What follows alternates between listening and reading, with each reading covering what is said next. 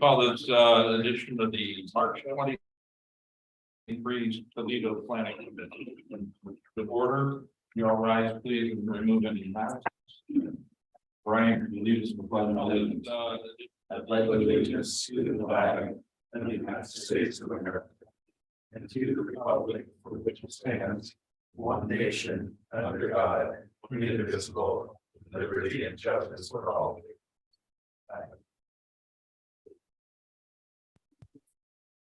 We have no public hearings today. Let's start with new business. Did Tom, did you and everybody else get a chance to review the meeting minutes from last? Yes. Hearings today. Then I get a motion. I'll make a motion to approve that meeting minutes. I will second the motion to approve last meeting's minutes. Any discussion? Yes. None being, all in favor, say aye. Aye. Opposed? Motion carried. Business licenses. Motion to approve last We're meeting. able to get all of those as well. Yeah. Any questions on those at all? I didn't have. Steve, I do have a question. Yes, sir. I didn't notice any fees. Don't we usually see some fees listed to go with business licenses? Not necessarily. If they're Steve, I in do town have and a they're going to do less than I 3,000. didn't notice any What's that? I actually. any fees. Oh, you Don't we usually see okay. some fees listed? But the true explanation is there's a certain dollar amount that's required within the city to actually have to pay the fee for a license. Other than that, it's perfunctory. Also. All right. Also, there's not a column. To actually have unfinished business. Yeah. I'm sorry. Oh, yes. I will make a motion to approve the business license. I will second the motion to approve business licenses. Any further discussion? Unfinished, all in favor, say aye. Aye. Opposed? Motion carries. So unfinished business, building permit fees, we're going to continue that to a later date. The Callis Meadows subdivision will be continued to a later date. And that brings us to the annexation discussion, which we're all looking forward to hearing about our date. You want me to stand or how? Callis Meadows. You have, however you're most comfortable, if you have a presentation material or something. you can- No, I'm just gonna give a little brief introduction, so. First, I guess first off, I'd just like to thank you for inviting us here all today. I'm Danny Boyson with Windsor Engineers. I'm filling in for Travis and Mo. We've been retained by Troy and Angie Jolman by the Toledo to assist with the annexation of their properties. So just to give a little brief background introduction, then Val and Dale will talk more about the proposed development projects. So first off, Windsor's been working with Red Rocks Construction on the Callis Meadows project. That project is already in the city limits. It's nearing completion in both the planning and the engineering processes. If there's any questions about that project, I can take some questions and try and answer them on that project. So both Jolma and Toledo have expressed interest in annexing. Michelle with the city here requested that the annexation be done as kind of a block parcel. Basically to ease the administrative burden. So as a result, Windsor went out and surveyed the rest of the parcel owners in their urban growth boundary. We ended up including those the other property owners in the annexation process. Basically to ease the administrative. On behalf of the property owners, Windsor originally submitted a 10% annexation request. And the city council gave a thumbs up about that, but asked that the high school would be included in that. Windsor reached out to the high school and confirmed that the high school is willing to be annexed as part of its package. So subsequently, Windsor submitted a 60% annexation package, including the high school. It's important to note that 100% of the assessed value in the annexation area signed the petitions both times. But also that we are not trying to force anyone to annex against their will. So everyone's value and willing to participate. It is our understanding that today's meeting is informal and that in the future there will be more of a formal, also the upcoming hearing actually addressing the annexation. The only two properties that we're aware of at the moment that express any plans to develop in the near term would be the Jalma property and the Toledo Tel property. However, the other property owners still see the benefit to becoming part of the city. Two properties that were annexed into the city. One last item for Windsor is that we're also working on the concept for a developer funded water reservoir on the Toledo Tel project or property. A proposal will be made soon from Windsor to the city engineer and the city staff on how this might proceed. So I guess we look forward to any questions you have regarding any of those points. And we're also excited to work towards this annexation. And if there's any other questions regarding the Palace Meadow stuff, I'll gladly take those, but you have not been that over the battle lines. Yeah, also excited to work. Okay. I engaged Mark Fullender, who owns Northwest Steel, to help design and engineer and walk Toledo Tel through the county process of obtaining a secret permits, that reviews and things like that. And I engaged, he subsequently hired RV Engineering to lay out a site plan and give a rough idea of the building locations we're thinking about. These would be commercial, light industrial type buildings on the area. And Mark will speak to that. He's the one that actually came up with all the plans. So it's been about a 3-year process so far, as you well know, with SEPA and archaeology studies and wetland studies, yada yada, and engineering and state permits. About a 3-year process, making sure everything would go. We did originally, it was in the county.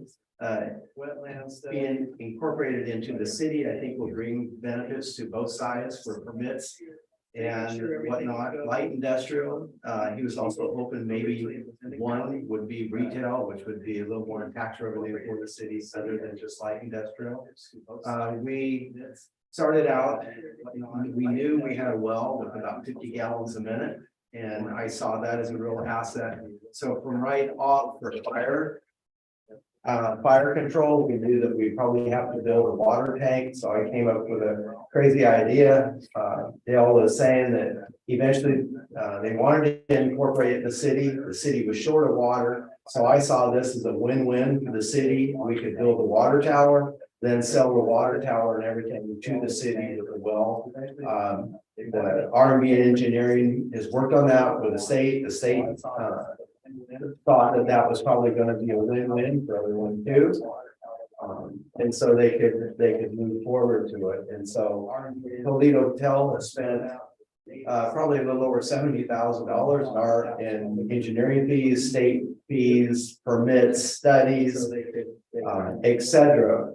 That where they could bring the sewer up to the site, that would definitely be a very big benefit to Toledo Tel and to the businesses that could possibly go in there. And it would mean that we would not be putting a designed septic system in or allocating land for that. Just having the ponds for the runoff, recapture, that takes up quite a sizable chunk of land, as you can see. I don't know if you guys have the layout here. I guess we brought some extra ones for you. Dale can show you them. What we're proposing. I don't know if you guys have the layout. The top, the lower part of it, here's the detention ponds. This is along the road. Here's where Toledo Tel is. Yeah, right now. So if we are annexed within the city, then it makes economic sense to bring the sewer and water up, and we can connect this. Now, where's your existing well? Right here. Okay. Then we probably put the tank right next to it. Yeah, put a tower. Yeah, It could either be steel or concrete. And the buildings shown there are proposed for operations for Toledo Tel, or Oh, no, we're already right here. We're self-contained right there. Okay. So these would be new buildings that could be leased. so it's a industrial zone out there. Are you anticipating that these would be flex industrial type spaces with like Commercial. commercial? Currently, with the county is zoned commercial light industrial. Okay. So we can do. Once you're annexed to the city, the zone that you're coming with will be an industrial zone, so you'll be subject to those, so any uses they had out there would be free existing, but. We might want to look at the zone to make sure that it's appropriate for the uses. Yes. Is this where you're planning the retail space to be? What building? No, this is where our existing office is right now. Uh-huh. That retail space could be anywhere in. Oh, I see. Yeah. Yeah. Next to the London Road. Okay. So you're not actually expanding your own facility. No, that's. I kind of thought with your Winlock contract, you might be needing to do that. No. We need a building for that. Yeah, we got 9,000 square foot. So the buildings that you're proposing are not for your own use, they're for a mix of commercial and industrial use. Yes. And I think that would be important. We should just make sure that we're getting the zoning request correct. Right. And make sure that we're capturing the commercial uses that he wants to. Right. Yes. Just make sure that we're getting, probably before we get out for seedling, which is next, the county certified petition, so. Really refreshing to see what you guys are envisioning here. I've been hearing about what you guys are gonna be doing, I think, for a long time.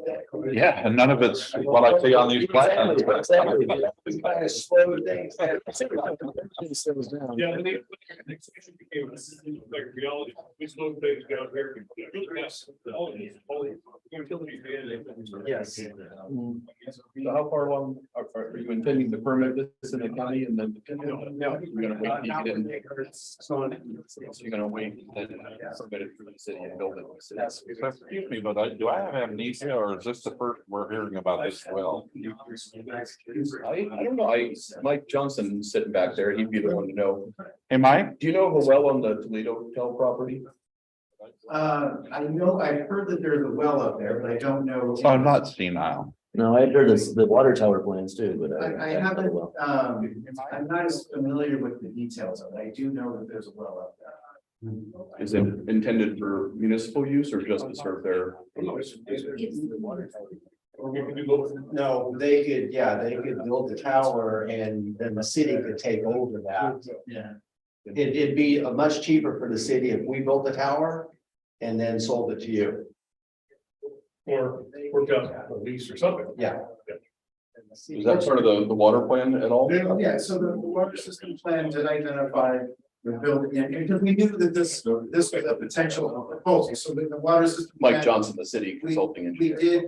we did include a water storage tower up there because we know that based on previous discussions that you're looking for more of a commercial fire flow up there. Yes. Which is gonna be difficult to do with just a pump station down here. Right. Providing a tank up there makes that a more feasible thing. Right. And then Yeah, but it wasn't them that was building it. Yeah, absolutely. And so it provides fire flow and then it also provides reliability and, the ability to provide more development up in that area. So From almost multiple day, benefits. yeah, from almost day one, we knew that we would have to go through a tower just for that development. But then we were looking, this is such a waste for just this development. With this excess water in that well, and that's going to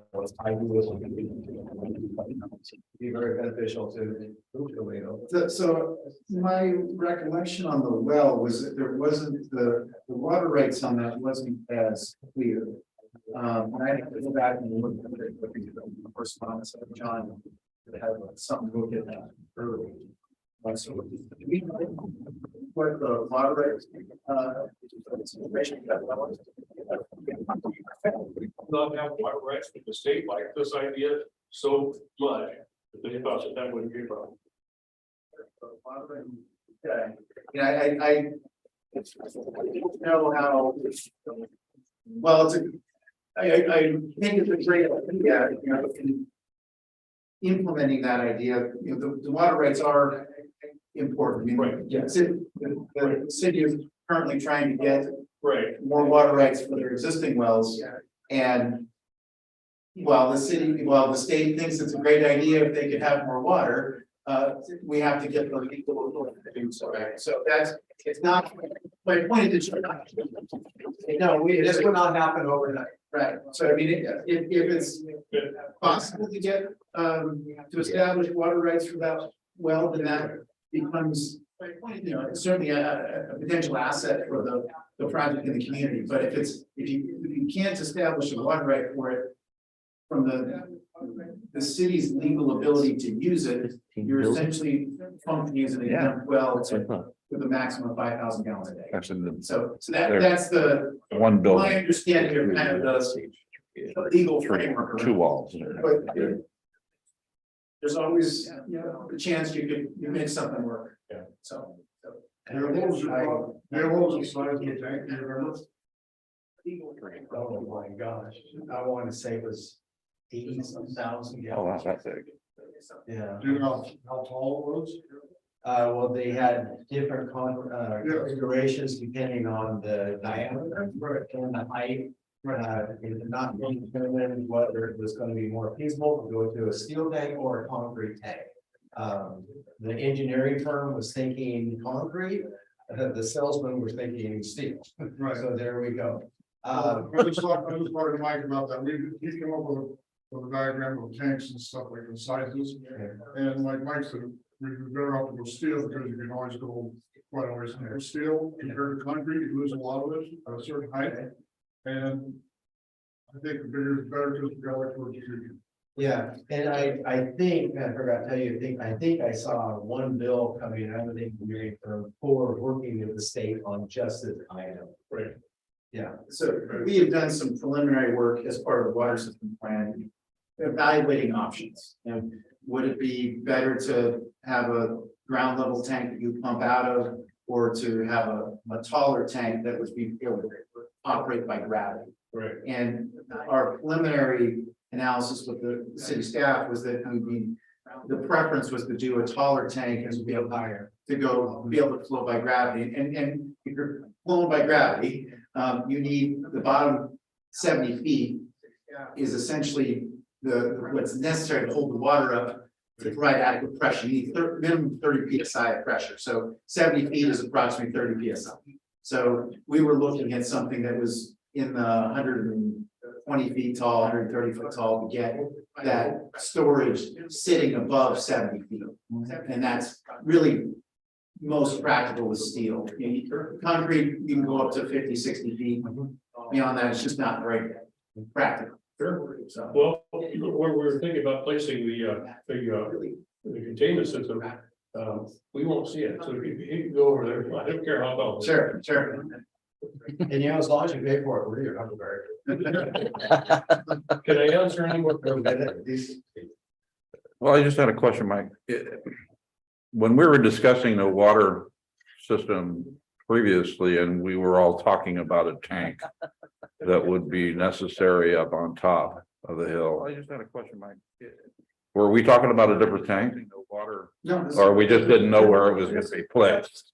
The tank. Okay. We were all talking about it, and I think we were talking about it in concept. In concept. Previously, and this site is an excellent place for it. It's one of Sure it the is. higher places in the potential service zone up there on the plateau. So I mean, it's an excellent potential site for it. So. Sure it is. It is something that you have, if you're not, you do have to go through a process with them. And you have to get an FAA approval, and sometimes, depending on how close you are in the particular flight direction, you end up having to put lights or paint the top of it, but it's a process that you can work through. Right. And those processes all happen after annexation. Right, those are, So tonight, the main discussion here is focused on bringing this property into the city and what are some of the aspects of that that are going to cause impacts and what are some of the benefits behind that. Obviously, a benefit is the potential to expand water system out there.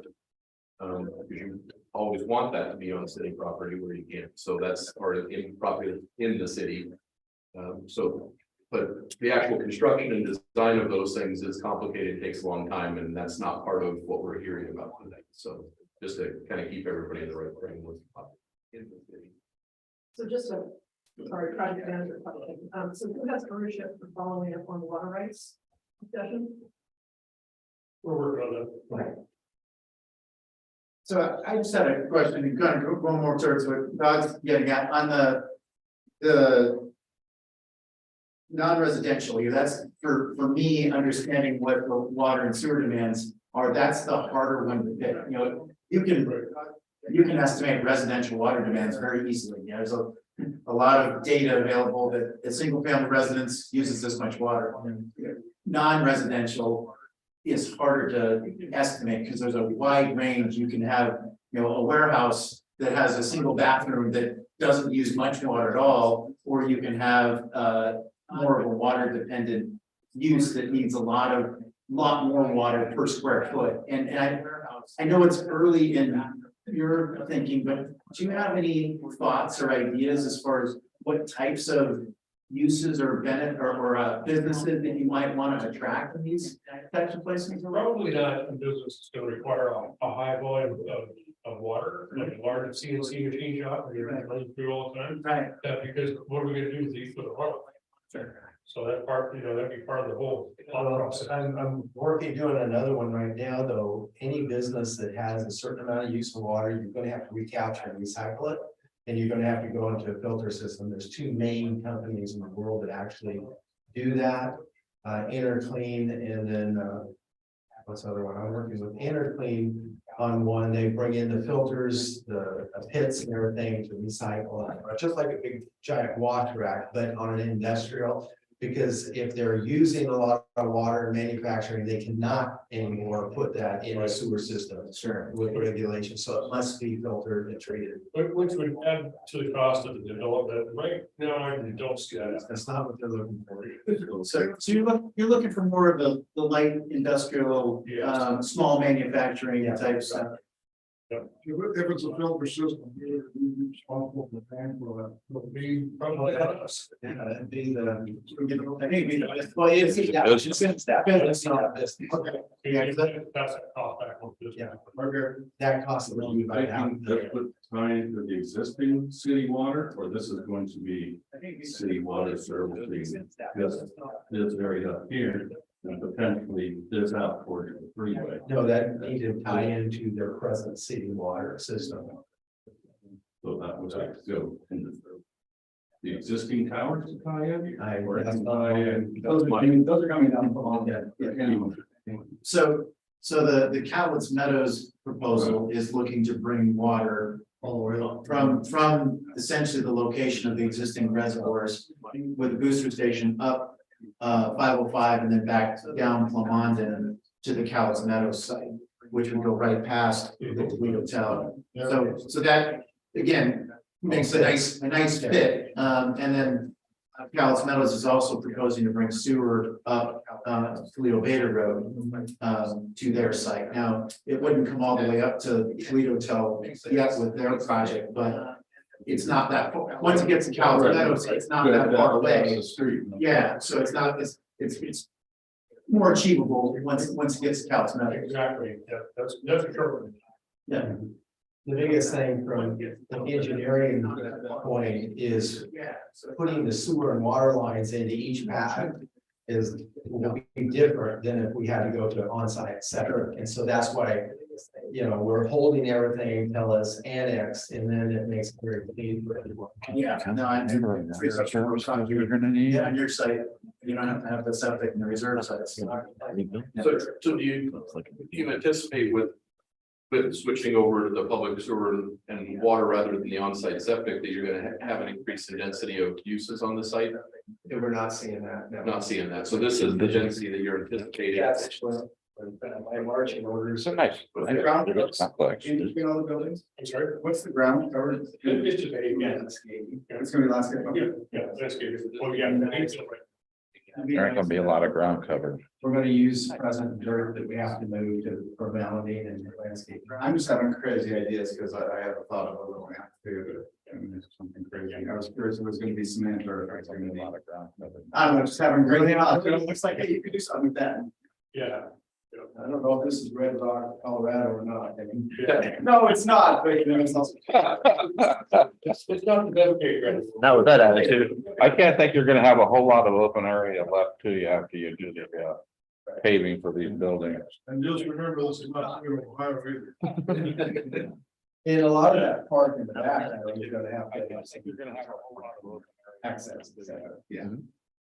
So it would be great if for the city process, if you could identify a list of even a broad range of list of uses. Rather than just general commercial and industrial, and what that'll help us to get to is some employment numbers. And that'll also help. What else we'll be asking for is some idea about traffic impacts and other things from a non-project SEPA standpoint, looking at the annexation area and looking at future transportation. So they'll estimate those based on the types of uses. Yeah. So if you could provide maybe a list of that, and then maybe work with your development team to try to come up with some idea of how what your water needs are going to be and what your sewer demand is likely to be based on those uses, and then based on that, going to try paying that as well. I think actually the civil engineer, Bob Novelli already has that for us. Perfect. Oh, excellent. That'd be great. Yeah. Small industry, is there gonna be much truck traffic, as you know? One possibly will make, baskets, go on little trucks to go up and change stuff and whatnot, and Like cherry picker. ladder trucks, stuff like that. And so they would have possibly 2 to 3 going out per day. Yeah. So we're not talking about like high turnover, the product that you make, 50,000 today, get it out the door. It's not like a packing crate for apples or something like that. Yeah, Distribution center. yeah, it's not this fun. Well, I'm retired out of the county for 37 years. I have a couple of questions. I don't want to scare you. Right. I kind of take a little pride in that one. Just curious of how it works out, because I know the truck driver will want to do corrections. That's not my problem. My problem is right here in Toledo. So their dig once policy, how does that affect these roads? Do what? Their dig one policy. Well, for Toledo Tel, on our side, we've already got facilities coming up to the new, development with, Red Rock building. So whenever they open the ditch, we're gonna put the ditch with our side. So I would expect London's gonna be 3 lanes.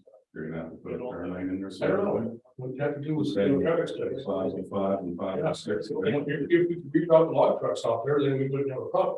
Yeah, true. But that's part of the. Part of the process. That's happening is part of. Let's see that. I think you're right. Take a look at what. Log trucks at the approximate traffic impacts will be. Who said that? That's what I was asking. We're talking about. Calculation, what sort of impacts might be. I was working on here, we're pull this on the intersection of Jackson Highway, it's always busy, it's big, it's huge, it's nice, big wide intersection, there's been numerous people killed there, that's why they changed that many years ago. Right. Remember that record there on Highway 5 and small intersection also, because there's gonna be multiple freeways, it's multiple that way to the housing and the development, we're not go out that way, so I'm possibly thinking like a fire lane, maybe a stoplight in there, or writing or something to have. There's analysis that you do to estimate those impacts and then, determine what's the best way to treat those impacts. Yeah. And we'll accomplish that either on info or maybe your engineer already having prepared some traffic analysis that shows, and that would be helpful if you submitted that as well. But if you don't have that, if you just have the raw numbers, then we can go proceed with that, and then the difference is that we'll look at that from a city perspective and say, this is what we think is appropriate, but if you've got somebody that has already prepared that, we can look at that, just use that information. So we can go see that. Well, the bottom line is they're hoping for 75 to 100 jobs. Small companies do not, these are not the big companies that Portage Davis and Centralia are looking for. These are the smaller companies that tend to stay around. and don't come and go at a big cut. So the, not a tremendous amount of people, but every job is pretty precious in most county. Mhm. I like that. I was gonna, Dale, are you guys envisioning each one of these buildings being three separate businesses?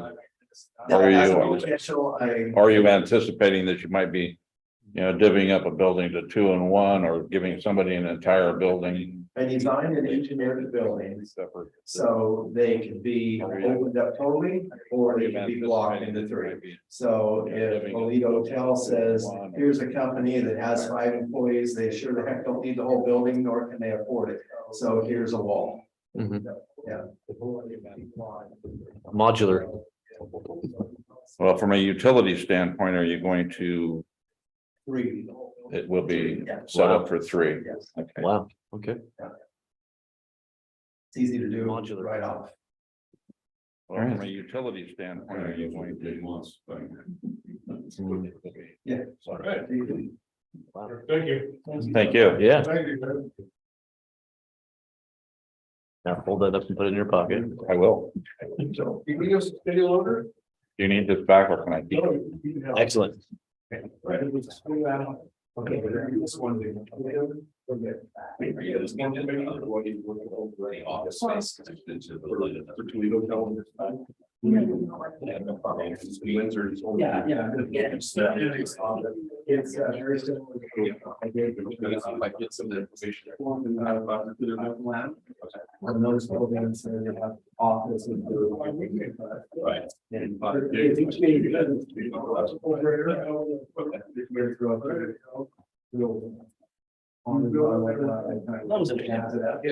I think Valerie's gonna talk a little bit more about. Sounds good. Yeah.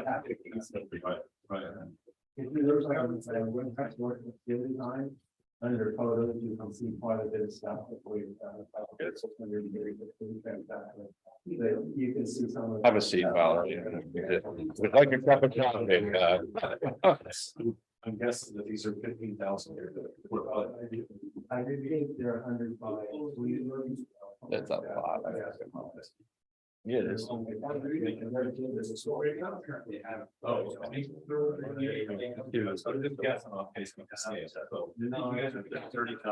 foot.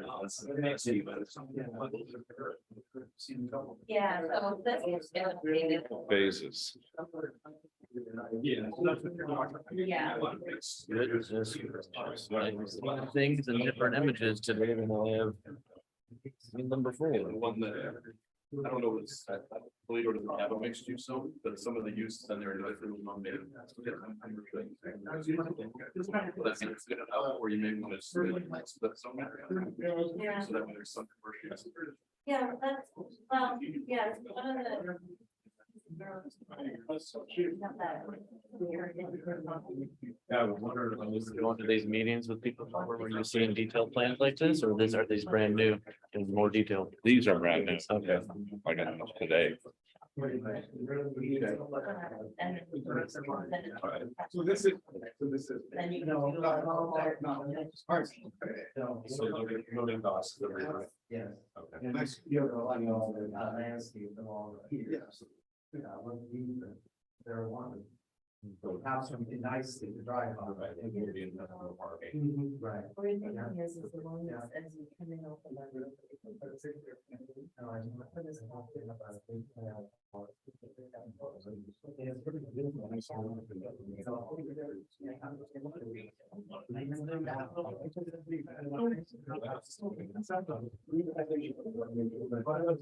Yeah. So. We find this first. Yeah, so get that information. How you doing, Tom? Just gonna put us together on Monday. Meeting with Friday. Hmm? Yeah, it's pretty unorthodox. Pretty unorthodox, isn't it? Okay, call the meeting back to order. Valerie. Okay, I'm Valerie Scotty with Beaver Scotty and Associates, and I'm a planner and engineer that does a lot of land development. So we're working with Jolma's on their property, and the first map that was in the stack that I gave you shows the site plan that we had put together last summer to look at if this was all to go residential. Since then, we've kind of talked back and forth with Joel on what might be a better fit, which is where your second map and then your third map comes in. So on that color coded map, which would be the last page, we looked at adding in some more commercial type space that could be, like a storage area, discounting, whatnot, where we have a main road that comes in. And I think we have it labeled on there in phase 5 that we split that in half with the road that comes off of Condon. And then tease into what we have as phase 6, that could be a larger lay down yard or something of that nature, storage. Or somebody that wants about a 3 to 4 acre chunk of land to do whatever their operation is. Then to add that transition between commercial or light industrial, whatever that zoning ends up as, into the residential. Phases 4 and 7 that we have in there are set up to be a multifamily, so whether it's duplexes, townhomes, or apartments. That you would have some options in there, with the remainder of it being single. As we looked at phasing the residential down through the site as you work towards the south, the lots tend to get a little bit bigger. To take advantage of the view up along the block. We also put a bunch of phases in here to show how the site can be phased. Those phase lanes are set up so that you don't have any road that's longer than 150 feet. So you have basically a T hammerhead intersection at every phase for fire and safety. So that it's also set up that if you wanted to just start with phase 5 or phase 1, you can work your way through without having to stay in numerical order. That you could just kind of work your way from the east side of the development, whether you're on the north or the south end, and just start to work yourself to the west. In phase 11, I do have a road, that T intersection there that has a stub out towards the ravine. We don't have any geotechnical work out in that area yet. That is marked as a fish bearing stream down through that ravine. So we'll have to look at how stable that slope is, whether or not it's realistic to try to put in some sort of arch culvert to have cross circulation through the area for the future. And that is something that we took into account here. Down in phase 8, you'll see that we have a couple dash lines, that the parcel that's down below us that has some land that's up on the block to provide an access point that they can still access the upper part of their property that's in the county. It's not in the city limits or the growth boundary. But if that parcel wanted to go build a home there in the future, they could. It's not really big enough to go back and subdivide later. You might get 2 houses out there instead of 1. But we went ahead and put an access easement. We also looked at cross circulation there to the north. And we've got a couple of stuff roads there from between phases 5 and 6 and 12 and 6 to allow cross circulation for the storage and property and develops in the future. And we've got a couple of stuff roads. Kind of what we're looking for as far as how the Jolma property would annex. The additional phases just allow us to not dump a bunch of lots on the market all at once. Like just kind of bring it in as the city grows versus create a bunch of streets and a bunch of wasted area that just accumulates people and cash. Dead end road. So is it your intention here to do single family, multifamily here? Are these going to be executive homes on the bluff? Or? So depending on, I mean, this is where the market conditions kind of come in. The phase 5 and 6 would be more business oriented. 4 and 7 would be that multifamily. And then, yeah, as you get down it and you work your way out to that bluff, you do have the larger lots, so you could get some of those executive style homes up there. And that's going to drive your revenue on taxes, property taxes, and pushing that. So it can vary a lot from area to area on what the driver might be financially, as far as what the market will bear. And it's going to be hard to put a McMansion if nobody's willing to buy one, spend a lot of money with no return. So some of it will be market driven. I do expect those to be larger homes. How about a big facility for assisted living? that would be an option that could go into that phase 7 area, or potentially depending on what we settle on zoning. For Well, phase six. Take more review Oh, for the yeah. elderly to, That would be just deal with that. true. Both mountains. Yeah, so one of the things that we did tuck in here, that we've got a little area in phase 2 and then again in phases 9 and 10. Some of our end cap areas, as we call them, where you end up with runs at the end of blocks, we've tucked in what we call pocket parks. Where you have that green space, as you're walking your animals and pick that way station, you can pick back, enjoy the view. Kids can kind of play off to an area, so trying to incorporate some of those in. One of the things that we've kind of loosely talked about is how a trail system might work through the green space.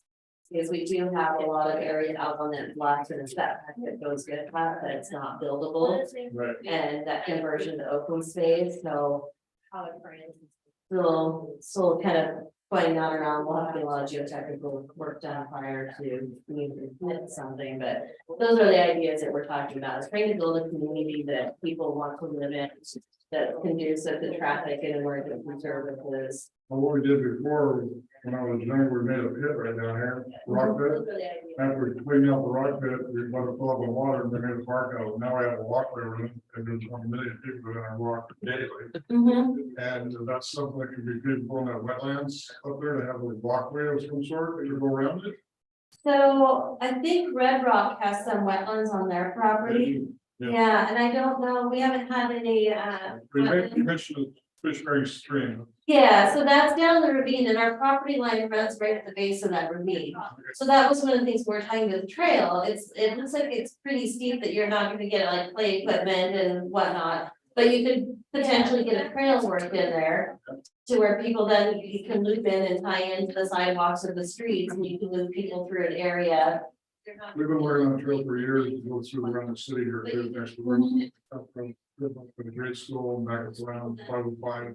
Yeah, We're still working on that, so we can incorporate something together. yeah. And people like to exercise and walk their. Well, And when we look at what sits down below the Jolma property, there's that old rail spur property that right away that goes up into that area down in the bottom, but looks like they're mostly small about it. Yeah. But whether or not, because our ravine does tie into those lowlands, so is there an opportunity to work with the county to get some sort of trail system up in through there that would connect you to the highway to the bigger road and then back down?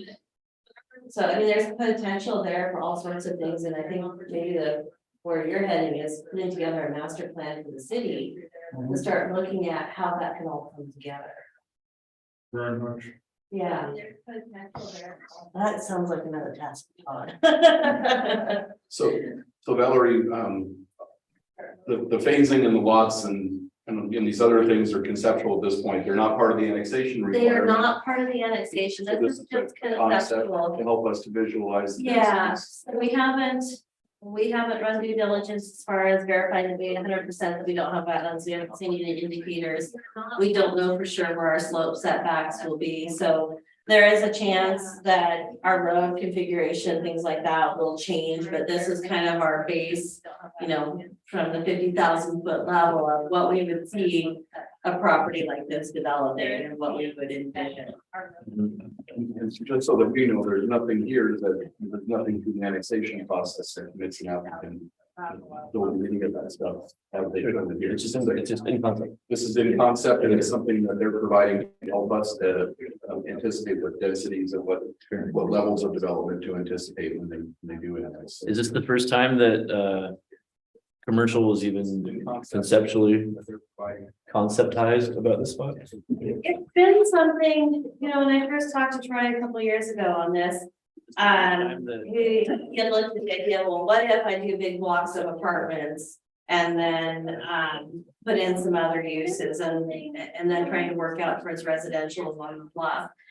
So when we stepped in, we put together that first layout as if it was all going to be residential, and then we pulled that and we came down a little bit lower and said, well, if you have this many homes that you're adding to an area, plus what's coming on with Cowlitz Meadows and the size of the town, like, how do we maybe bring in some of those commercial uses? And some of the other uses, like people are going to need storage. So do you look at a storage facility on part of town? Do you look at doing like a small strip where you have some of those, like the accounting office or, you know, the little coffee shop on the corner could come in? So just trying to provide some flexibility. And then I know when you get with a single family and the prices and stuff like that, it can be really hard for people to move into a community to come in. So that's where that multifamily, where you do the duplexes or the townhomes, or like a quadplex or the apartment would maybe come in, but we didn't want to go too heavily towards a full apartment complex. Which is why you see that we still have a road kind of going through phase 7, because we are leaning a little bit more towards that townhome or duplex style, where you have some pride of ownership and sense of community versus there's people above, below, next today and the things that come with that. You won't totally shock people with the architecture when you do townhomes versus apartment buildings. So a lot of the builders that we work with, Baby steps. Baby steps. they try to, like a couple of our builders, a lot of times will go into a development where I've got anywhere from 2 to 5 builders. And they'll alternate who gets what lots so that you get a blend of housing and they're all mixing up their architectural features. So you don't end up with the grocery store lineup of yogurt containers. You're like, wow, that was creative. You turn the label a little bit at that time. So we're looking for that architectural variety, which is where the lot densities allow you get the different price points of homes. The widths will vary a bit.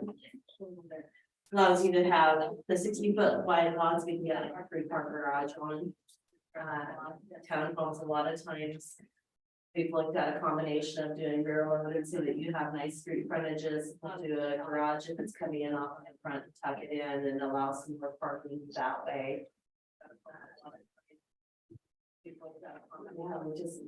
We always try to look at the long term, what it's going to be built out as and how it's going to function in the future versus what's the highest density we can get. So for the annexation area as a whole, you know, you've given us some insight on this one, but for the other residential parcels that are included in there, do you have an idea as to what densities those might try to develop out at?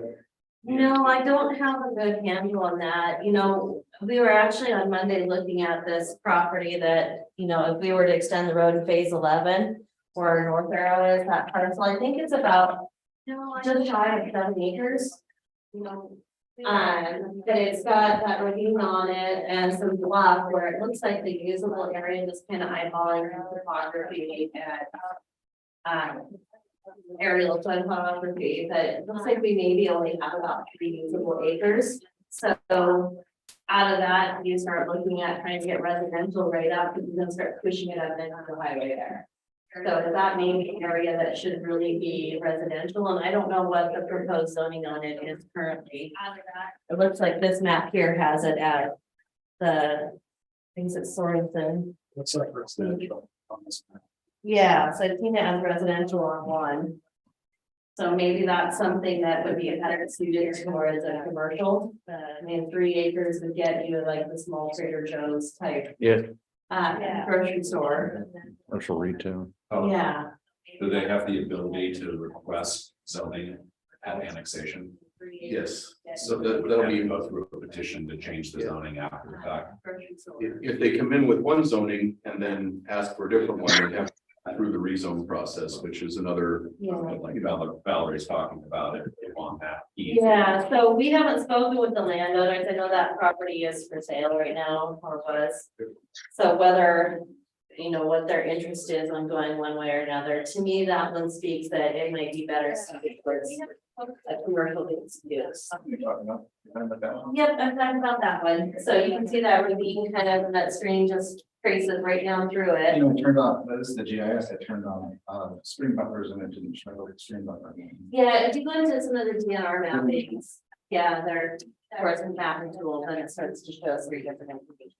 Dale, are you able to get a grasp of what we're talking about? Or do you need to put the maps up on the screen so that you can see too? Tom. Tom, sorry. I have, next one. Yeah. But to participate in the meeting, if you want, I think Valerie said she had these on a thumb drive, so we could. Yes. Didn't you send them out to, you sent them out to all the commissioners? I didn't send them out to the entire commission, just the plan commission chair, and so that way we had them for Do the. you want my thumb drive with that? Well, we could, but why don't we just the files? For the rest of I the- just wanted to make sure that if Tom, since he's participating remotely, had any questions of the applicant in the meeting, that he was able to ask those. So and I don't believe he's had the benefit of seeing any of these maps. So I mean, I can email them to you right now if you want, Tom, if you're by a spot. Or we could try to put them up on the screen. No, why don't you email them to me right now? These maps. I'm not sure. Oh, okay. Maybe I'm over promising here. I was waiting for it.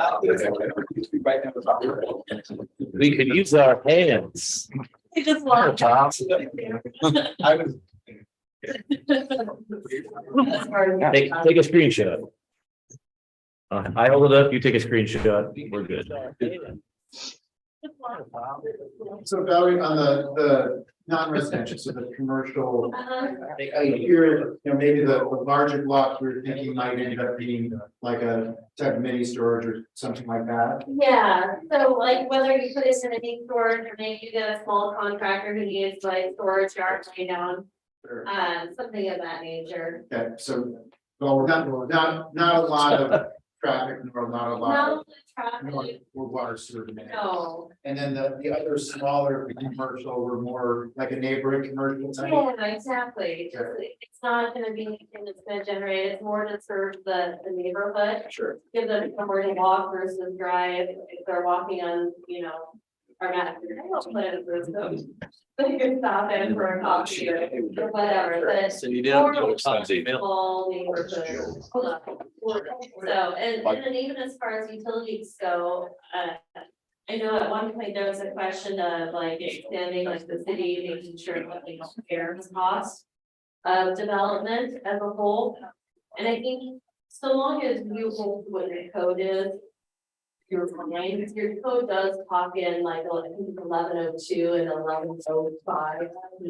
1102A and 1185C talks about the extension of the utilities and your street improvements, your frontage improvements, you're bringing your water and sewer to and through the development to the far reaches. So that way the next person, as they come online, they can just connect and continue extending. So that takes that burden off of the city of like, oh, we've got all these water systems and nothing's looped, or we don't have a way down to start the next development because you didn't think shoreline depth was there to continue on that line. So your code does protect you in a lot of ways. You just need to make sure that it's held to.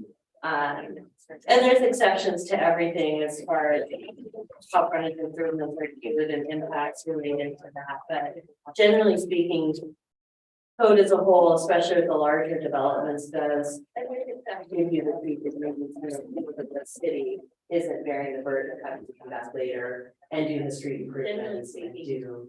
I think we had that discussion about 2 meetings ago. Yeah.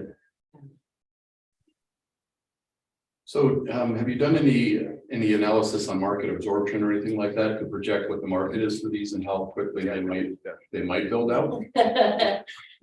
So, well, I mean, if you would have asked me 2 years ago, I told you exactly where we're at. Right. I just didn't know if you had any economists on the team or anybody that's done any sort of projection. Yeah. We've been watching and we talked with several builders and the DIA and stuff like that, and some of the market studies that come out. It's so hard to predict, and we're all kind of tied to what the Federal Reserve does on interest rates. Yeah.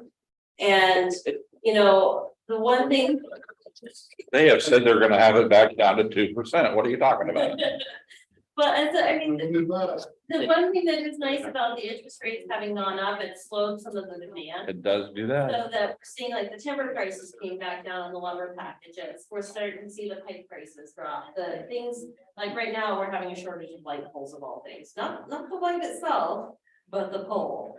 And we're about a year wait on that. So we're now having to do performance bonds and you name it to try to get around so they can start building houses. Even though I ordered my poles 8 months ago, I have another 4 months to go. Good word, sure.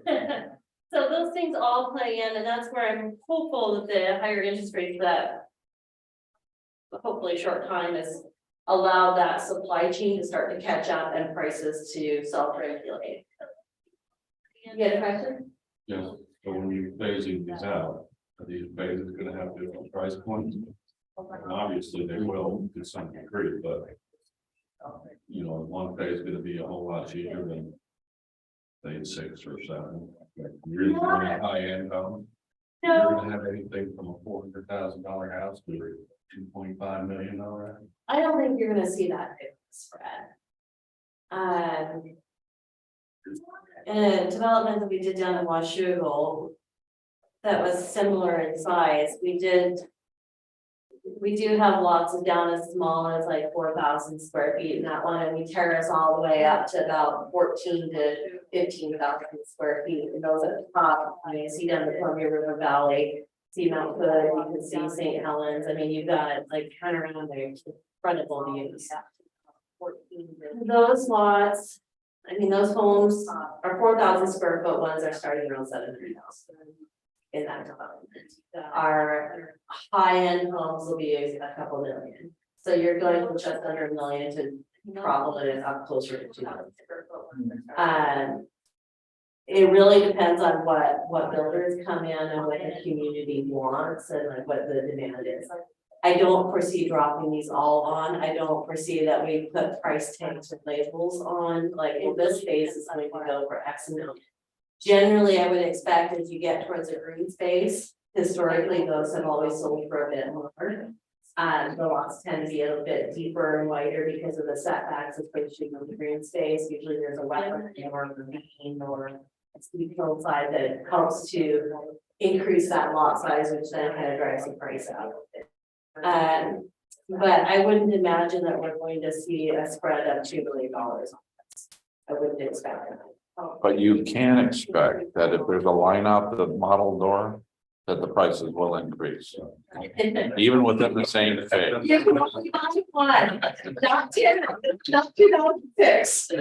So Valerie, although there's no commitment about what types of housing go in here, I think the reason that question is relevant is because of looking at the other side of this, the benefits to the city and looking at increased tax revenue.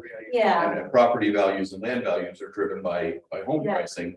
So, maybe some information, although not specific to phase or something like that, just to talk about what the estimated land and building values would be either as a whole or as some meaningful chunks. So that way the city could evaluate that through the SEPA process and say, well, this is going to cause an increase in tax revenues of these dollars. Yeah. So way to get to the positive side of SEPA. Yeah, so when we look at ideally what builders I would shop a plat around like this to be like a new tradition homes or existing homes.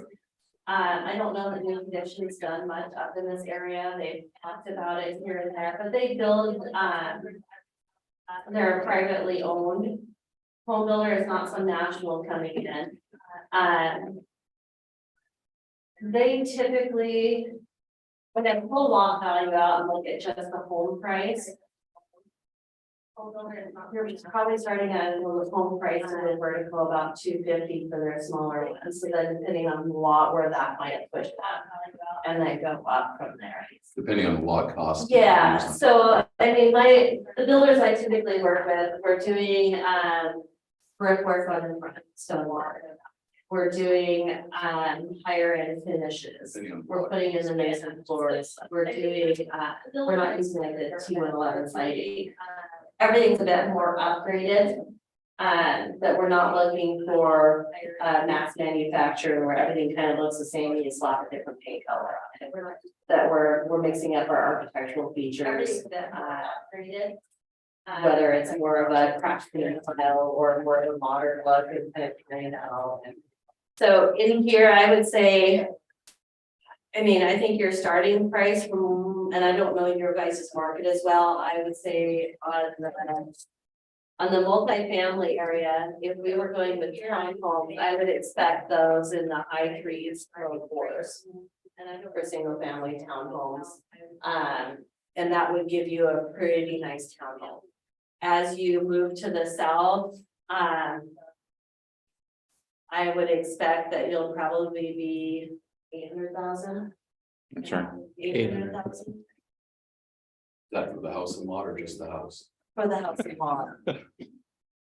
It is very. Yeah. very- No, it's because depending on where you go into Camas or you go into Seattle, you're like, oh, I can buy myself a cardboard box. Two K and R homes and they're in Depending on where you go the core areas, they're 2,000 square feet and they're at 5. Okay, On 6,000. 6,000. yeah, No, they're not selling, that's true. Yeah. But you have no idea. yeah, so, yeah, and what size are their homes? They're 2,000 square feet, Okay, two-story. Yeah. yeah, No, they're single family. So, you know, the conversation about home values and home styles at this point, again, is very conceptual. That's something that Yes, it is. that even though the applicants here are talking about a variety of different things, it's nothing that we can ask them to commit to through an annexation process. We'll apply city zoning, they'll get to develop.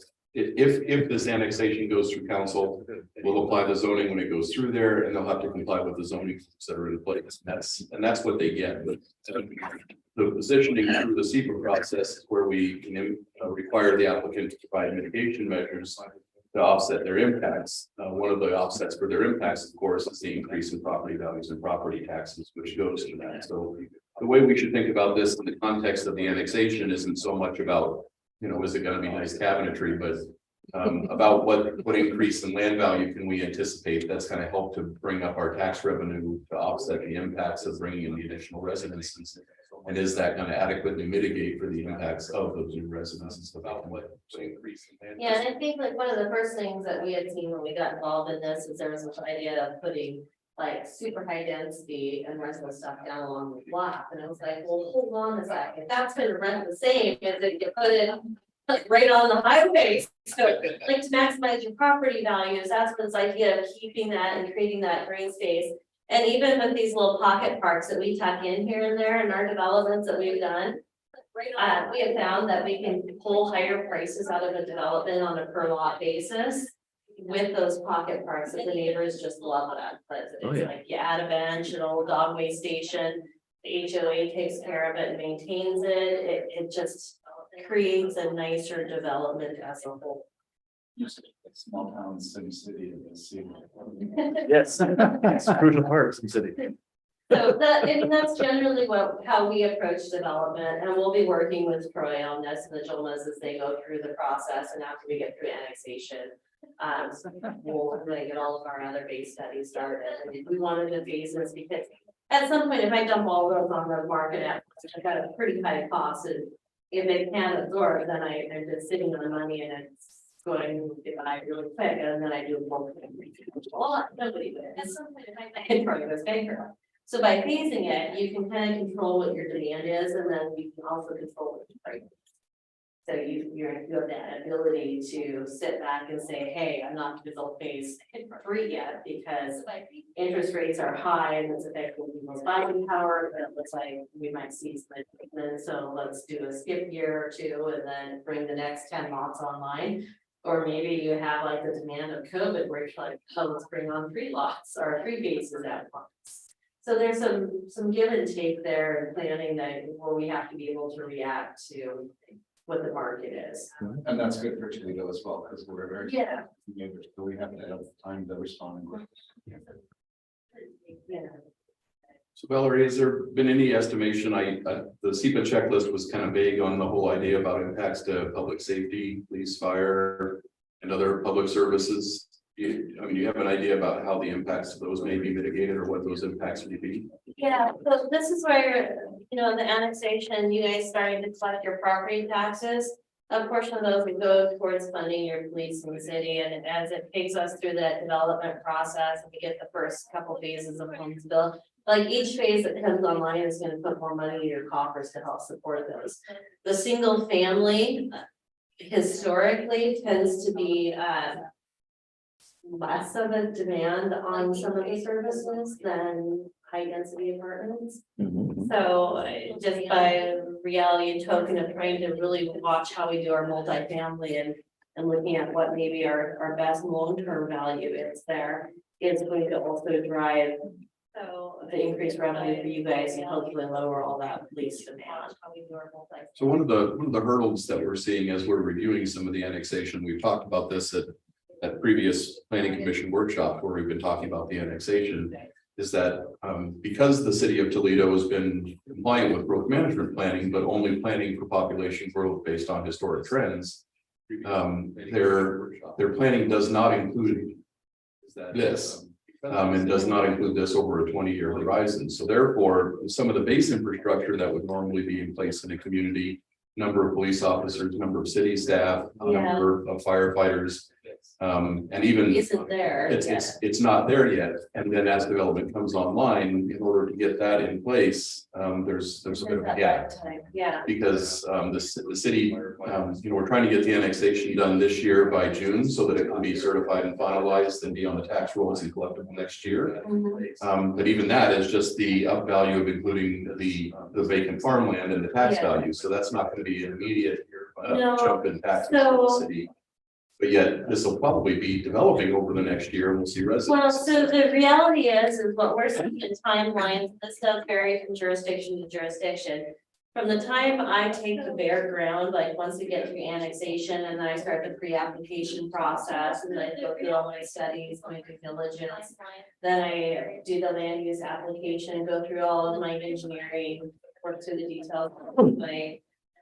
And then we start the actual construction. So once we have that preliminary entitlement, that does give you an ability to say, well, the value, like that land is now more valuable, therefore your tax base comes out.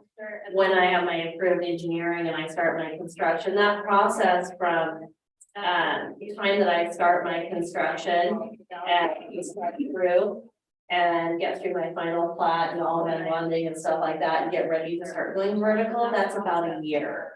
And then the home builds are going to be about 4 months typically a pop. So there is some lag time and there's an intermediate step, I think, that you can pop your property taxes to increase your revenue. The other thing is, I guess, and this is a city question, how much of your revenue is going towards I think your system development charges, like your SDC is related to hooking up to water and sewer are extremely low. So maybe there's that's being subsidized in some part by the property taxes. So do you reassess what your SDCs are to increase those up? And then that generates, instead of $200 for a sewer connection, it's that's being subsidized in some $2,000. And then that goes to help manage your treatment system and the upgrades that are needed down the road there and balance out there. And then you do the same on your water and you start moving through, and then that allows you to take the property taxes that were normally going towards the maintenance, put them towards your fire and your police. So there's a variety of different ways to look at that, and I think you've got two experts here in the room that I think can work. I think that, in this case, the city is the reviewer, the applicant is bearing the burden of that. So I think that one of the things that we would ask is to put some thought into that and maybe provide a little bit of thought. One of the things that we've thought about, and we've talked about it at past planning commission meetings, has been sort of a pre-annexation development agreement to help to establish, some of the baseline criteria for some of these things that we're talking about that aren't normally required through annexation. And the idea that there's going to be new water systems installed and other things. The city's capital facilities planning also has been in pace with GMA, and although they've been forward thinking in their water and sewer planning, the funding isn't there. Yeah, so and even to get that and funding even with the in place. SDCs, being collected now and being anticipated, those are based on a growth pattern that can fuel. I think what the city's found is that, our system can probably handle this, but we're missing several big infrastructure components. Yeah. And the city just doesn't have the funding in place, and for 100% of those to come from SDCs would probably not work. That's not the way SDCs are usually structured. So. They're meant to go towards, some of those upgrades that you need to bring a system on and get a development, like their impact, the overall system there. So Does your guys' code allow for like developers agreements when you come in for? It does have a section on development agreement. It doesn't talk about a pre-annexation, but it does allow for development agreements. But I wonder if we were to, like with the Gilma property, there might be some trade-off of like how you might look at a developer's agreement on It does allow.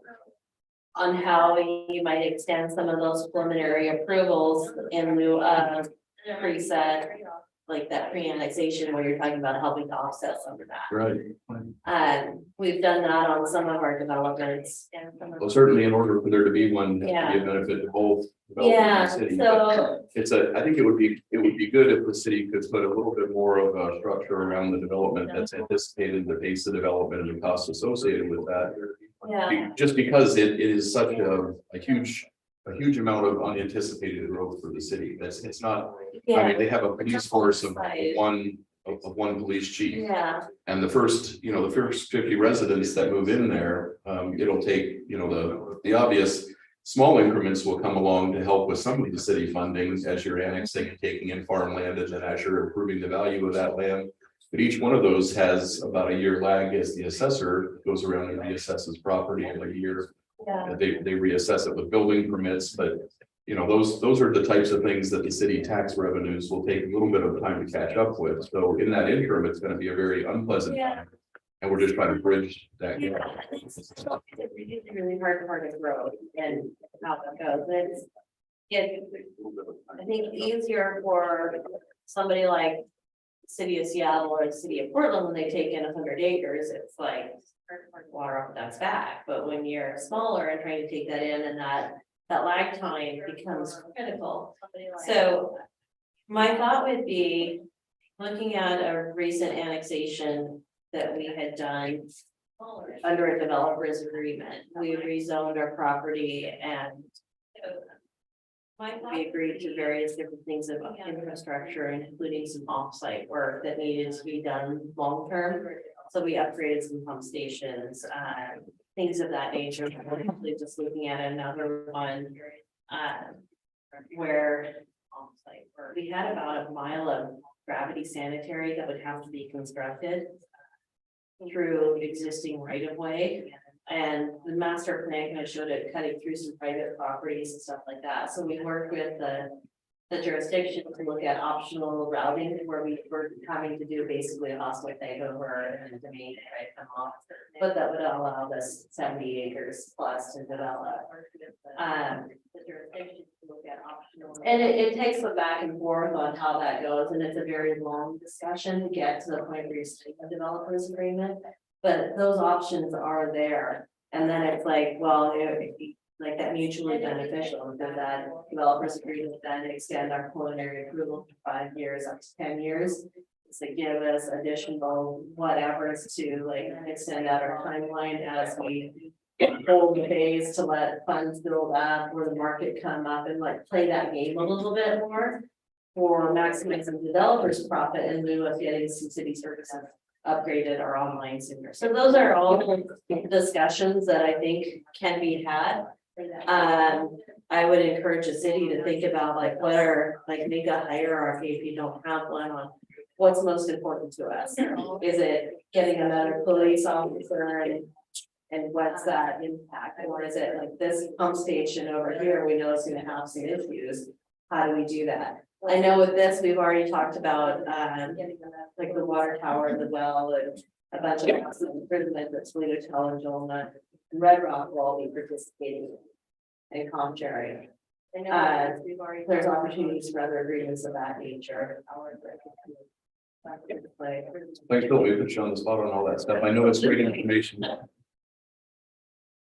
Good. We haven't talked about schools at all.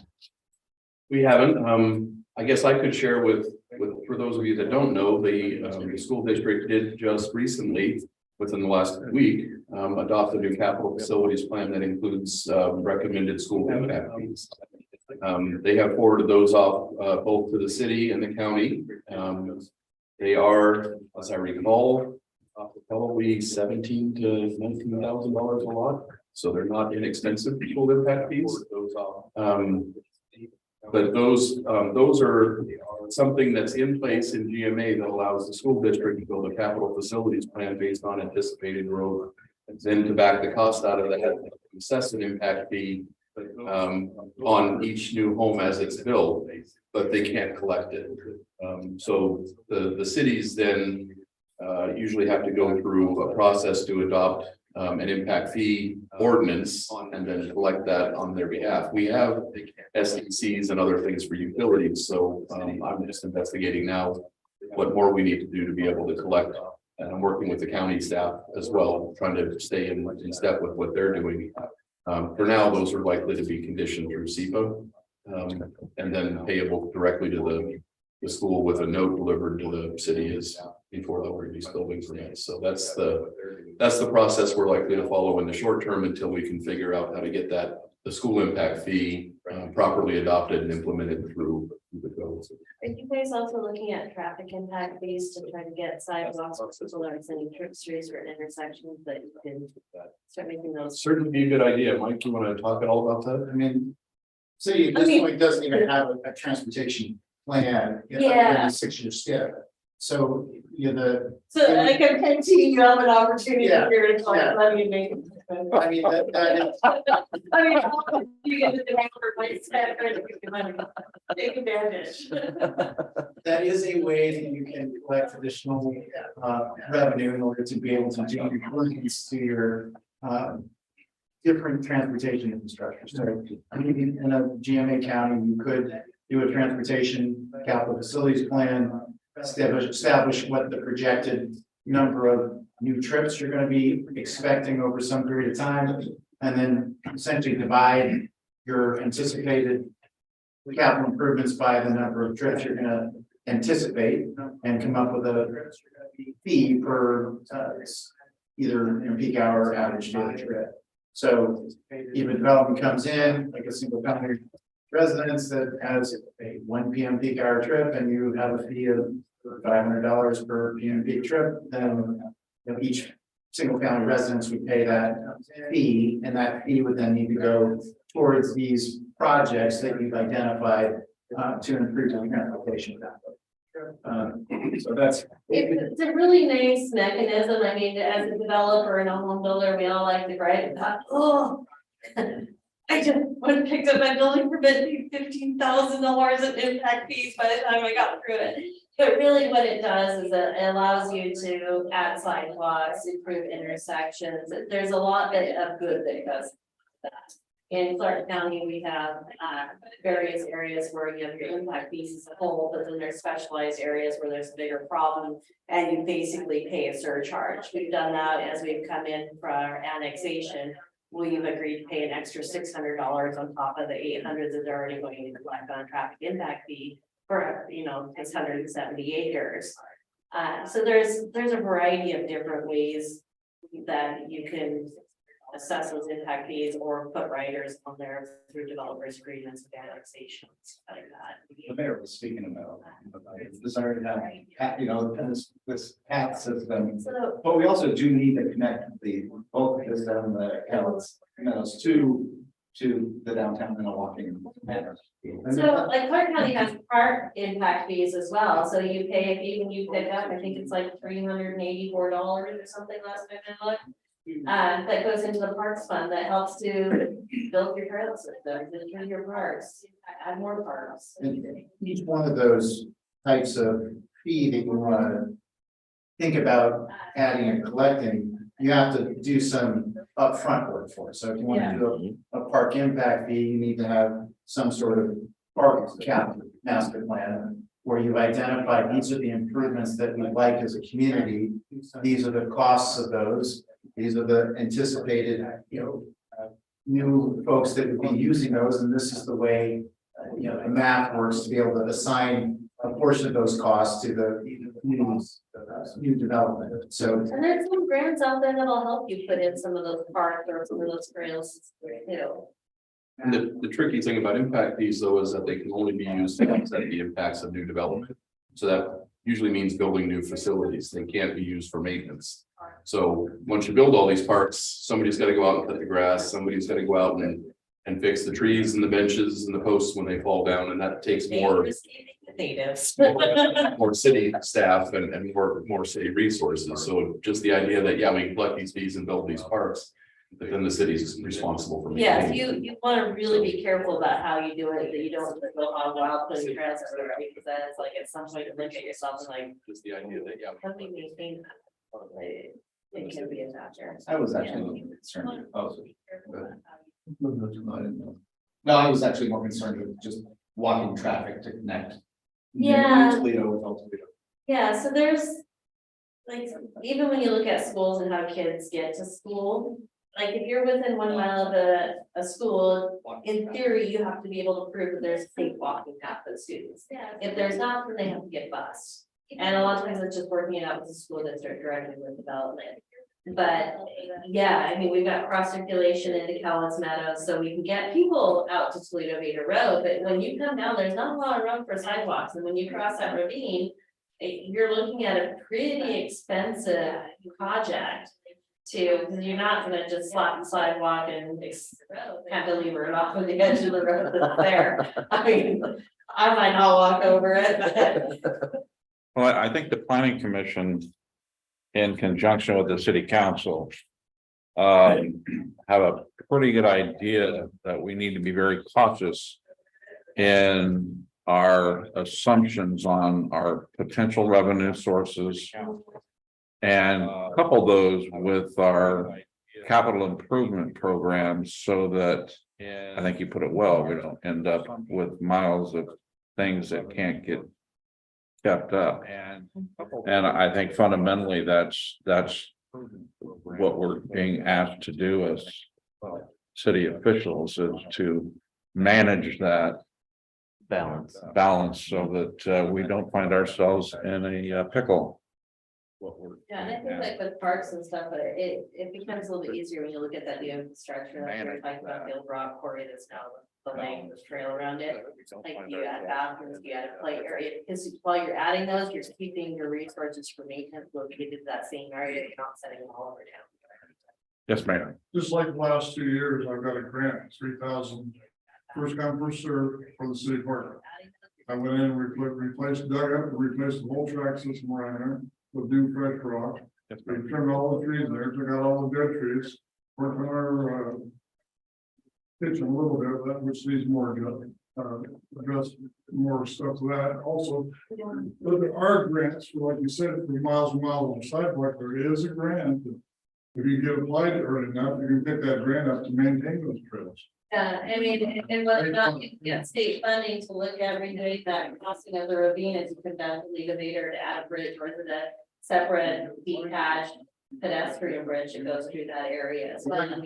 Think about the bridge in that way, across the river track with a cage all the way across, which costs millions of dollars for the safety of the kids and stuff. I understand that. But they can still cross the track when the trains go through. That's a great idea. It's safety first. That's what I'm doing there at the park, is with the help of volunteers like Ryan, everybody come down and help pull ends and stuff in the fall. We're trying to keep that safe as we can. It's so treated with this. Yeah. Dang old. That you can't really do a whole lot, yeah. But there is grants in it. Yeah, no, there are grants out there, and I mean, I don't know what's on your 6-year transportation plan, and I'm calling you, Mike. But is there any improvements for Toledo Vader Road in that crossing to get pedestrian access? But there's very little. From that. Yeah, what we've been talking with Cowles Meadows about.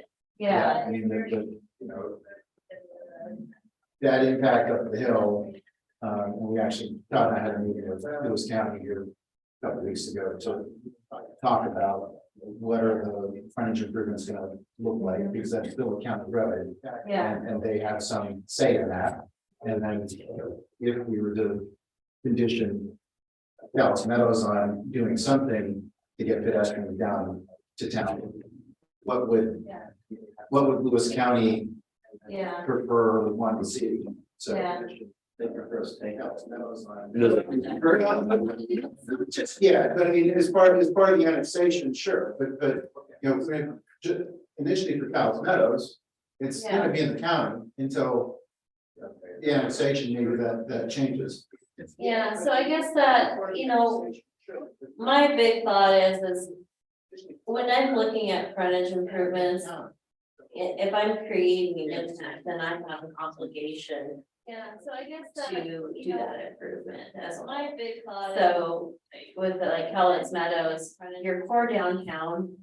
If I'm is crossing that, so to say like, oh, I'm not gonna do any frontage improvements or any pedestrian. Well, you know, with time, that will be upgraded at some point. It might not be today or tomorrow, it might be next week.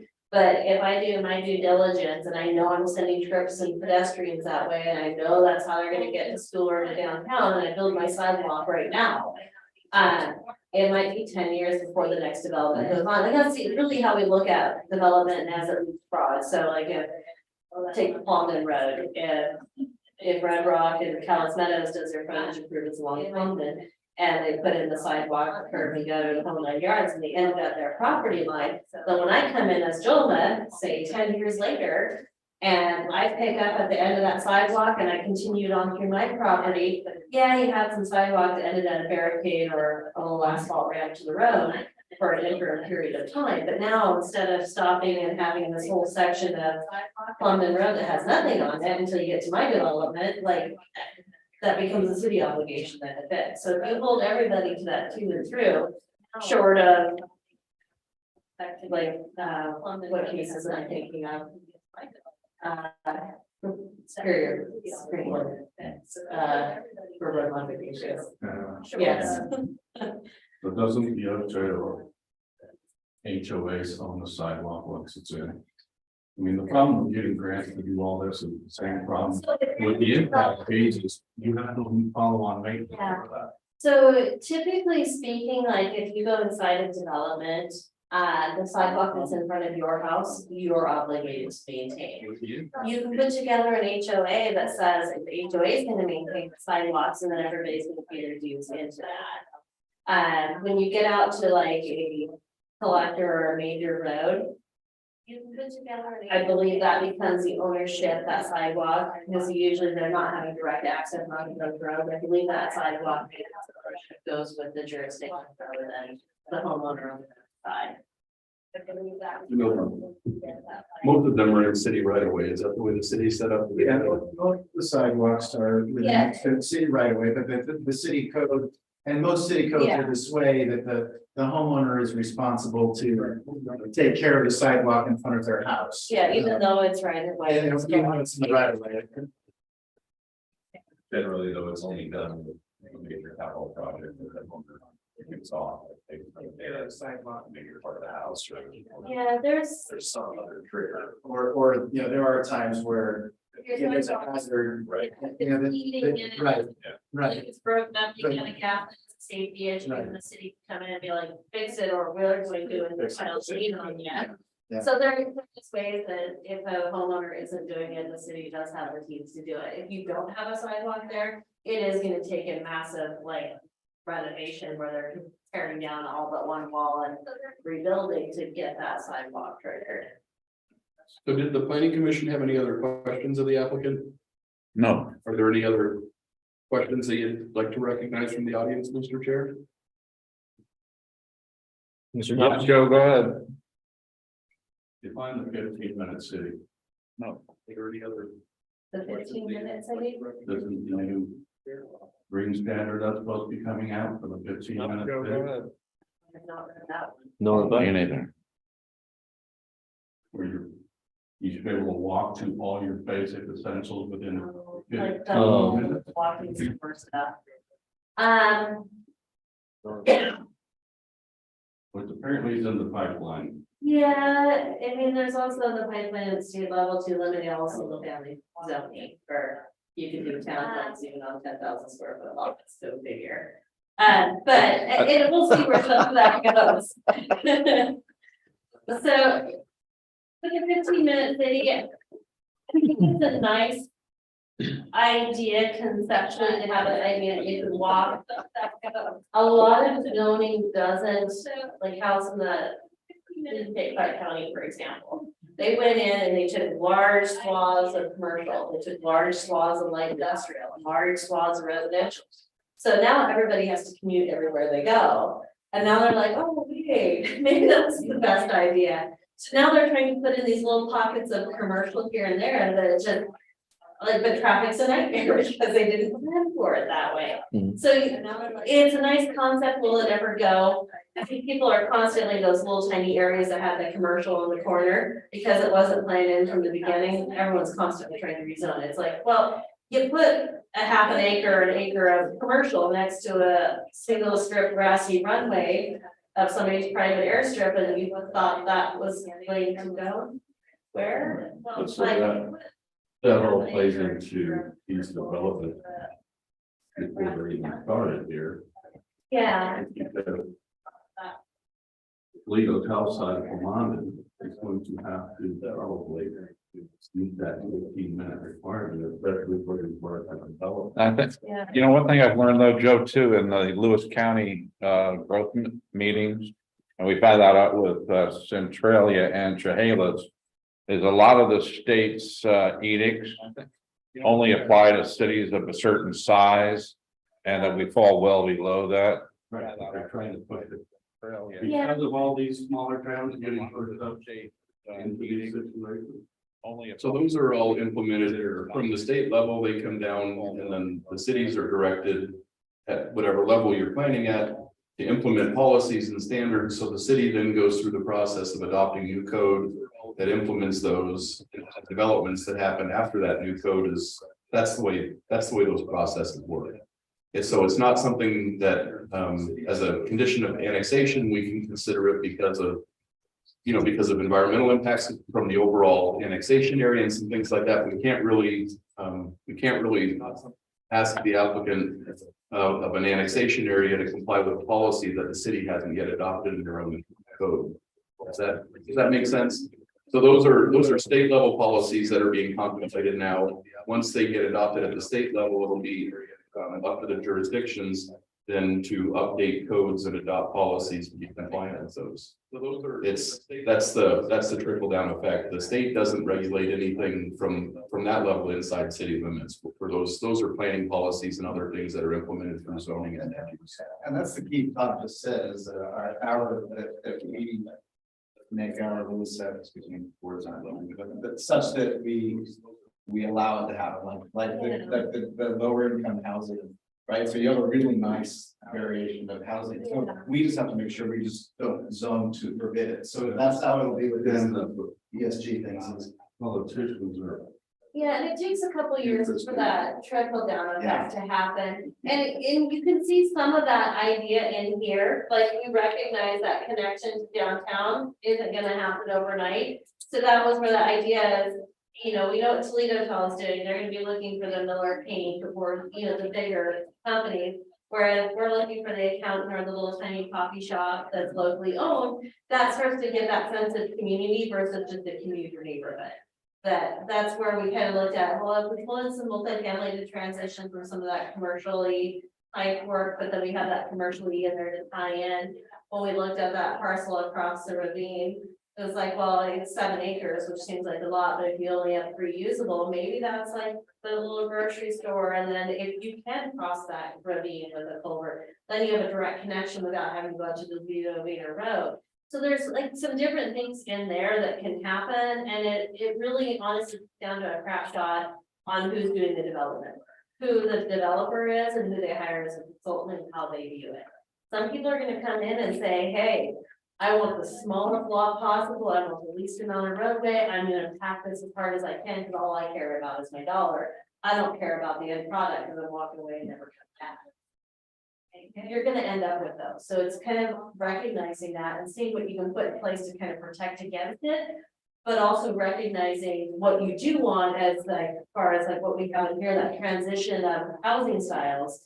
And then looking at how we can bring in some commercial to help create that sense of community to where it's not just a commuter subdivision that never goes to downtown or never interacts with downtown. And just heads straight up to I-5 and Centralia.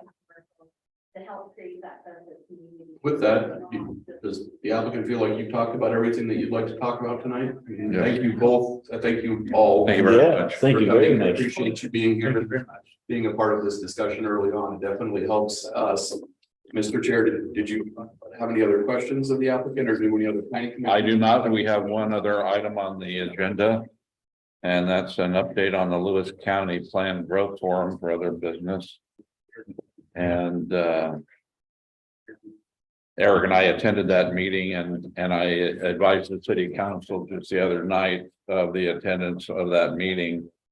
And essentially they were receptive to the alternative methodology that we were using to determine our potential housing needs. And I believe that Megan actually sent an email today or yesterday indicating that she had incorporated that into their findings. So into the numbers that they're using, they brought our numbers in. they did.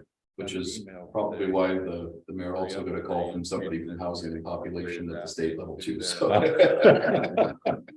didn't hear that part.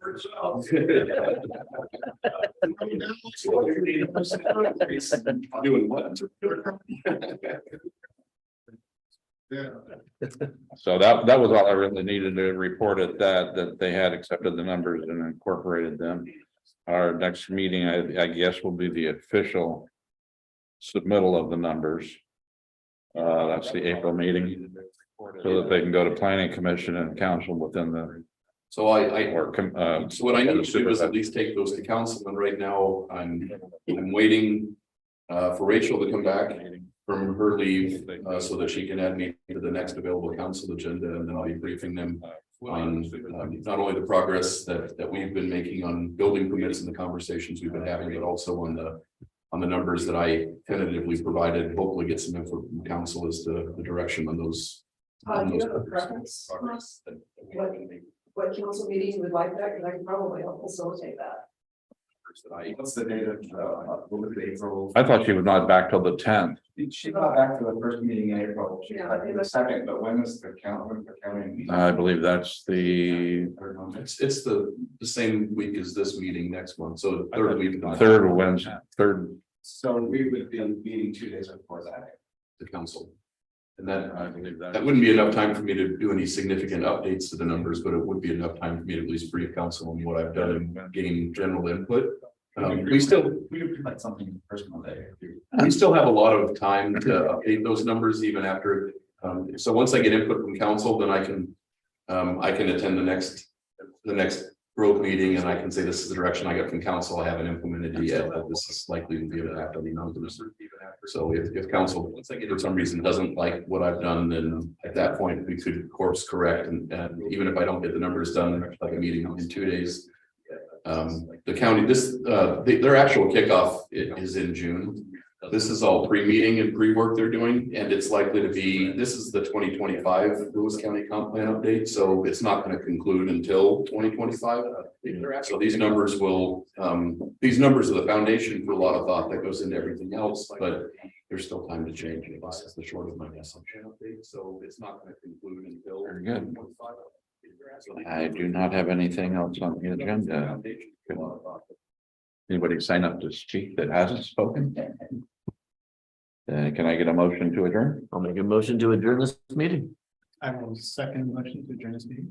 All in favor? Aye. Aye. Opposed? Meeting is adjourned. Thank you guys very much for coming Thank you. today. Lots of good answers to questions that we've had for a long time. Yeah.